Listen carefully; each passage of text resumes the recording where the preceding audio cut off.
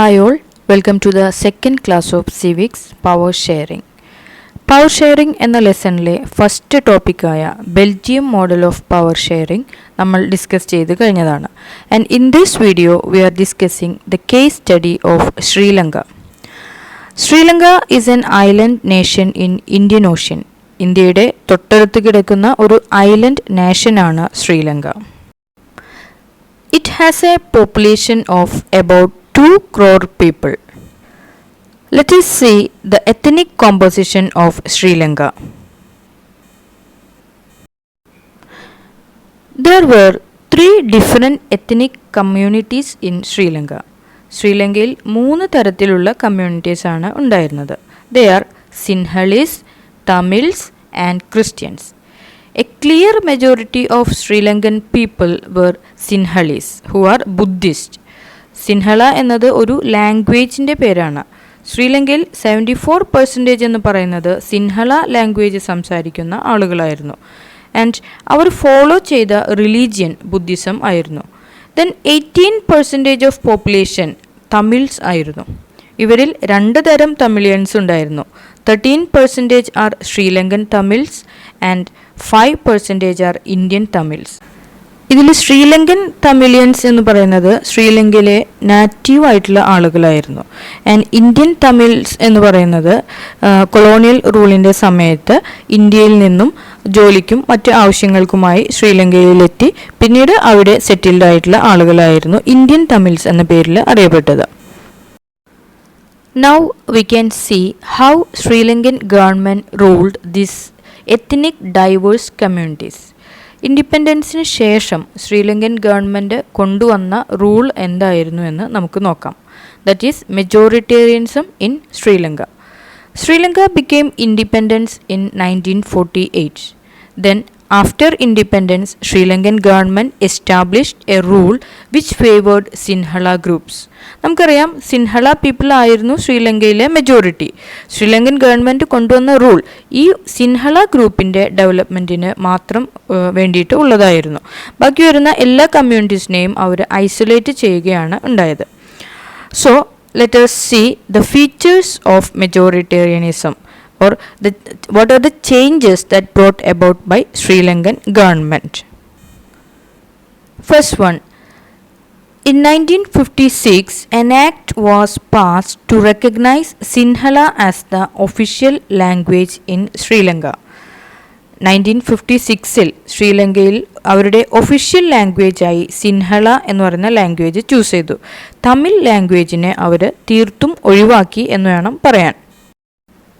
Second, the government followed preferential policies in university positions and government jobs. Preferential policy means they give preferences to Sinhala applicants for university positions and government jobs. Education ഫീൽഡിലും government ജോബിലും എല്ലാം Sinhala അപ്ലിക്കൻസിന് preference നൽകുകയാണ് ചെയ്തത്. Third point, the constitution said that the state shall protect and promote Buddhism. Buddhist റിലീജിയനെ support ചെയ്യാനായിട്ട് അല്ലെങ്കിൽ Buddhist റിലീജിയന് അവർ കൂടുതൽ ഇമ്പോർട്ടൻസ് നൽകി. And because of these government policies Tamils feels frustrated and they become united and started revolt against Sinhala supremacy. Sri Lankan ഗവൺമെൻറ്റിൻ്റെ സിൻഹള പീപ്പിളിനെ മാത്രം support ചെയ്യുന്ന ഭരണരീതിക്കെതിരെ പ്രതിഷേധം നടത്തിക്കൊണ്ട് തമിഴിയൻസ് അവരുടേതായ സ്ട്രഗിൾ സ്റ്റാർട്ട് ചെയ്തു. In Sri Lanka, people not treated equally. That's the main reason for Tamilian struggle. ഈ സമയത്ത് തമിഴ് ജനത കുറച്ച് ഡിമാൻഡ്സ് ശ്രീലങ്കൻ ഗവൺമെൻറ്റിന് മുന്നിൽ വെച്ചു. തങ്ങളെയും അതുപോലെ തന്നെ സിൻഹള പീപ്പിളിനും രണ്ടു കൂട്ടർക്കും ഒരുപോലെ ഇമ്പോർട്ടൻസ് ലഭിക്കണം എന്ന് ഈ തമിഴ് ജനത ഗവൺമെൻറ്റിനോട് ആവശ്യപ്പെട്ടു. അതനുസരിച്ച് അവരുടെ മുന്നിൽ കുറച്ച് ഡിമാൻഡൊക്കെയാണ് ഉണ്ടായത്. They demanded Tamil to be recognised as official language. Sinhala language പോലെ തന്നെ തമിഴ് ലാംഗ്വേജിനും റെക്കഗ്നീഷൻ കൊടുക്കണം എന്ന് അവർ ആവശ്യപ്പെട്ടു. Further, they demanded equal opportunity for Tamilians in the field of education and jobs. സിൻഹള പീപ്പിളിന് ലഭിക്കുന്ന അതേ രീതിയിൽ തന്നെ തങ്ങൾക്കും എഡ്യൂക്കേഷനിലും ഗവൺമെൻറ് ജോബിലും അവസരം ലഭ്യമാക്കണമെന്ന് അവർ ആവശ്യപ്പെട്ടു. Then bye 1980s they formed organization like LTTE for an independent Tamil Eelam, and they demanded an independent Tamil Eelam in northern and eastern Sri Lanka. ഈ തമിഴ് ജനതയ്ക്ക് വേണ്ടിയിട്ട് ഒരു പ്രത്യേക സ്റ്റേറ്റ് രൂപീകരിക്കണമെന്ന് അവർ ആവശ്യപ്പെട്ടു. LTTE എന്നത് ഒരു തമിഴ് മിലിറ്ററി അസോസിയേഷൻ ആയിരുന്നു. തമിഴ് പുലികൾ എന്ന് നമ്മൾ പറയാറുണ്ട്. അപ്പോൾ തമിഴ്സിന് വേണ്ടി ഒരു സ്റ്റേറ്റ് വേണമെന്ന ആവശ്യം ഇവർ മുന്നോട്ട് വയ്ക്കുകയാണ് ഉണ്ടായത്. എന്നാൽ ഇവർ മുന്നോട്ട് വെച്ച ആവശ്യങ്ങളൊന്നും അംഗീകരിക്കാൻ മെജോറിറ്റേറിയൻ ഗവൺമെൻറ് തയ്യാറായില്ല. And this led to a civil war in Sri Lanka between Tamils and Sinhalese. ഈ സിവിൽ വാർ ശ്രീലങ്കയെ ഒരു തീർത്തും മോശമായൊരു സിറ്റുവേഷനിലേക്കാണ് നയിച്ചത്. Thousands of people were killed. It caused terrible setback to the social, cultural and economic life of the country, and many families were forced to leave the country. In short, ശ്രീലങ്കയിലെ റൂളേഴ്സിന് അവിടുത്തെ problems solve ചെയ്യാൻ സാധിച്ചില്ല, because they were not ready to treat people equally.